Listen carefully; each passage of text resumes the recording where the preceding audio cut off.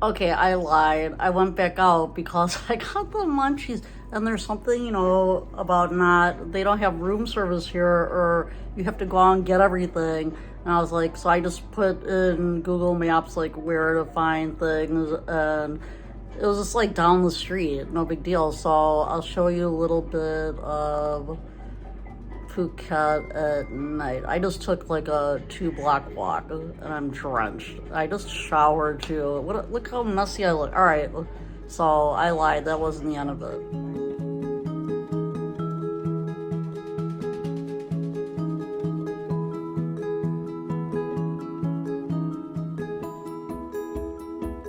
Okay, I have the munchies, so I'm gonna cross the street and go over this place. I think I gotta go this way. Oh my god, there's so many people out. It's a tourist trap. So that's good. All here is English, so it's even better. It's the nighttime in Old Town Phuket. I gotta cross. Oh, there's a rabbit. Look at that little taxi that you can get.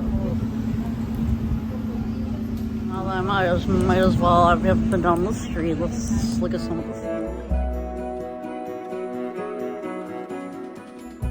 The funny thing is, I'm completely restraining myself from going back out. I kind of want to like get redressed and go back out.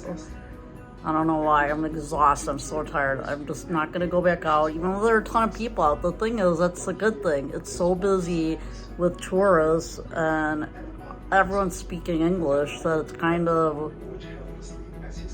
it's safer than I thought it would be. Okay, I'm not gonna go out because I'm by myself, but I'm tempted, but I won't. I think 8:30 it was late enough. So I've got all these things to look through for potential things to do. I may take it easy tomorrow, but I don't know about that either. Okay, anyway, so I'm glad that I got back in touch with you for a second, and I'll talk to you guys soon.